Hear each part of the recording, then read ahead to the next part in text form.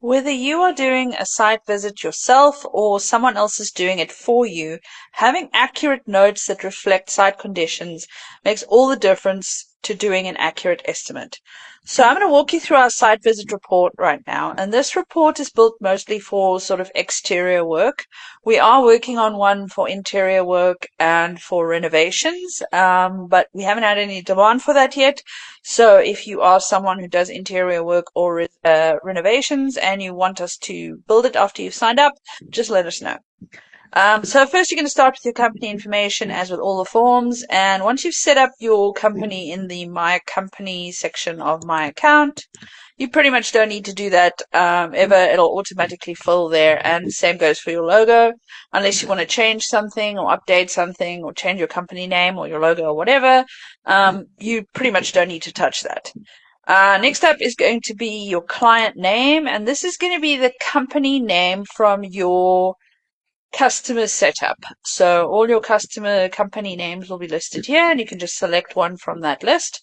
Next is your project name, and again, that'll all be from my projects, so you can just set up your projects there and it'll be ready to be added. Document number. This is just a document number so that you can track which site visit report this is. You can leave it as 0 if you prefer not to. Also, these prefixes make our files searchable by file type in the My Files area where all your documents get stored.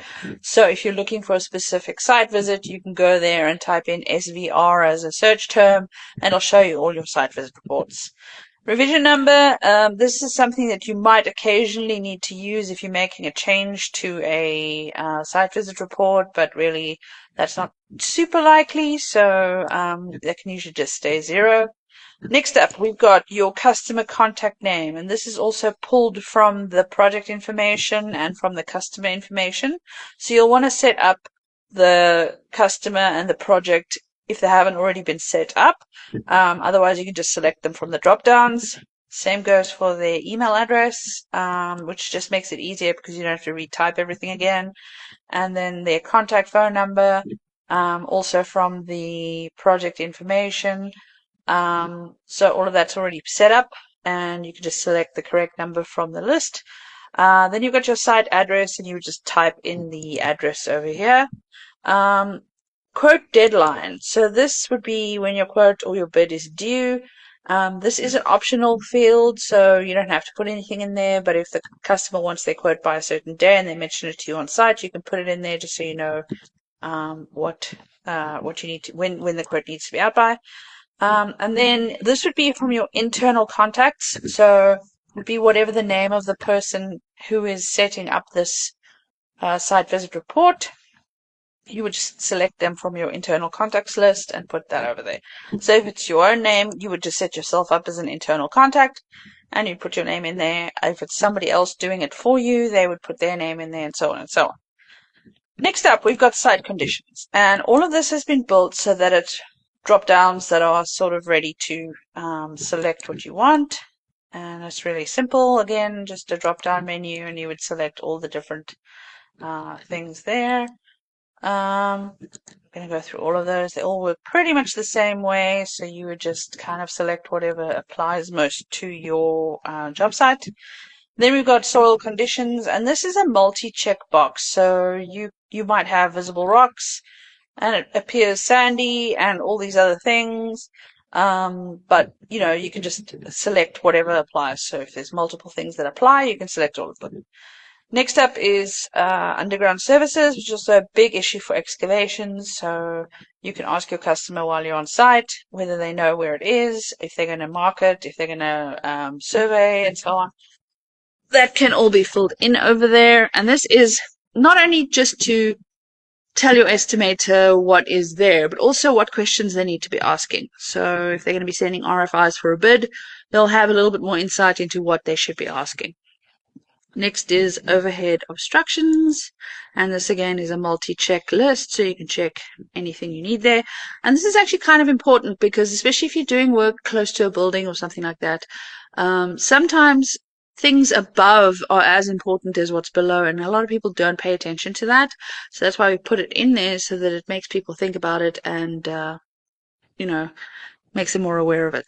Next up is the comments about the site, and this you can just free type whatever you want to tell the estimator about. A bunch more checklists of site amenities, requirements in terms of health and safety, whether they need drug and alcohol testing, and so on and so on and so on, because again, all of those things need to be factored into your bid.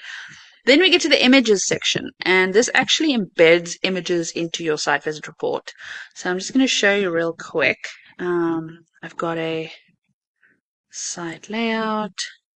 When you are uploading files on job site forms, you're going to select and then you're going to click upload. And when you see 100% next to it, it's been uploaded correctly. So now I'm just going to add a bunch more images from my test folder here.